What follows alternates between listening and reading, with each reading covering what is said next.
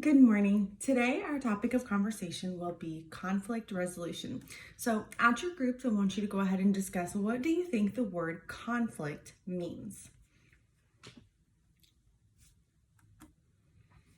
So, what is conflict exactly? Well, a conflict is a controversy or a quarrel, a feeling of opposition between interests or principles.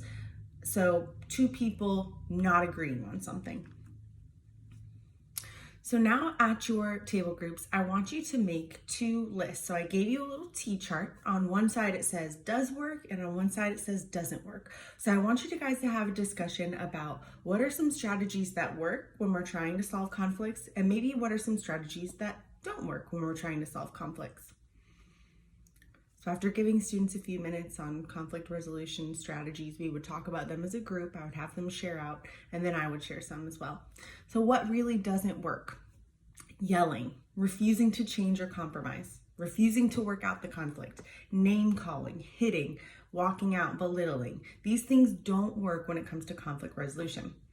Now let's talk about things that do work. So we have negotiation, right? Or coming to an agreement. We have mediation. We have looking at both sides and a win-win attitude. Okay, so my next question is conflict. Can it be a good thing? So I would have kids talk about this in groups again, about whether they believe conflict could be a good thing. So conflict can be a good thing when you work together to identify each other's needs and goals and find a win-win solution. Your relationship grows stronger and deeper. So who owns the problem? So when you're thinking about conflict resolution, you really have to think about who is causing the problem, okay? So the person who is negatively affected by the problem is ultimately the person who owns the problem. What is the owner's responsibility? Their responsibility is to find a way to resolve the problem, even if they are not the cause of it.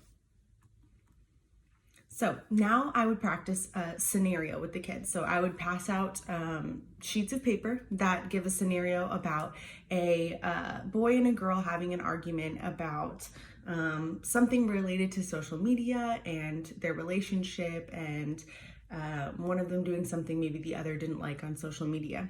I would use this because I think this works well with kids and it would help them relate to things that they're actually going through in their lives. So as we go over the steps of conflict resolution, I would be walking them through this example as well, using the paper that I gave them or the story that I gave them. So the first step of conflict resolution is to identify the problem or the issue.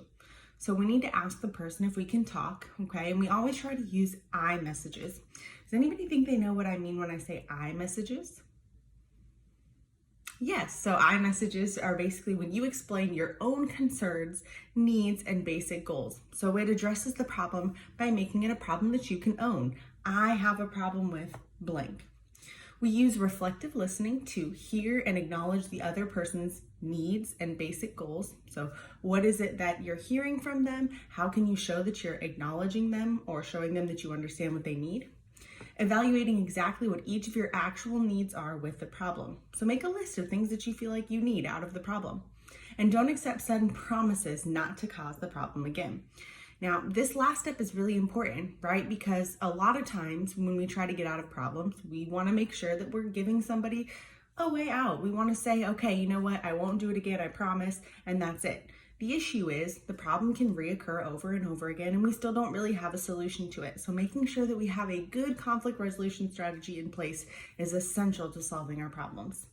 So then I would have the kids talk about how they could identify I messages using the example given. So here are some ways we can construct an I message. We use I. We state how we feel. We state the specific behavior that we do not like, and we state our willingness to cooperatively resolve the problem. So I would give them an example. Instead of saying, "You're rude for not sharing the TV with me," I would ask them to try to come up with what are I statements that somebody could say. Then I would share some out loud and we would talk about it. I feel frustrated when I don't get to pick what TV show we watch. Can we work out a schedule? And we would identify those elements in the example that help us construct the I message. The second step in conflict resolution is brainstorming all possible solutions that meet both people's needs. So we need to think of any and all possible ways to solve the problem so that everyone will have their needs met. So then we write down all ideas suggested. So again, I would have the students go back. We would look at the problem between the boy and the girl, and we would write down all the ideas that are suggested from both parties. This might be the opportunity for students to really see the errors in their conflict resolution strategies. Have them write down things that they think that they would do in that situation, and then we can maybe go back and talk. Evaluate later, not now. So do not criticize any suggestion and give feedback with reflective listening. So when you're listening to your partner or to the person that you're having an argument with, you want to make sure that you're really hearing what they have to say, even if you don't necessarily agree with it. Then we decide on the best solution. So after the students had gone through, they had come up with some solutions that they could use for the problem. Then we would talk about how do we decide what the best solution is. So find a solution that is mutually acceptable to the both of you. We would talk about the term of mutual. Make sure that students understand that mutual means both parties agree. If I am saying yes just to get rid of the problem, is it really solving the problem? No. If agreement seems difficult, summarize the areas of agreement, restate your needs, and maybe look for new solutions. Make certain that both of you are committed to the solution. And then the last thing is implementing the solution. So get an agreement on who does what by when. This is where SMART goals come into play. So hopefully the kids had already had background on SMART goals. They understood the purpose of setting a time measurable goal. So we would have them write out the solution to this problem that we were talking about in class and check to agree all of it. So refuse to remind or police the solutions. And if you want to set criteria for success, work out these now. So really making sure we set specific guidelines so that this problem doesn't occur in the future. Again, I would have the students discuss what is the possible or the best solution for the situation at hand and how could these two individuals implement the solution moving forward. So then we follow up on the evaluation. So let's say it's a week down the road. Now we have the girl and the boy. They have now been using the solution that we came up with.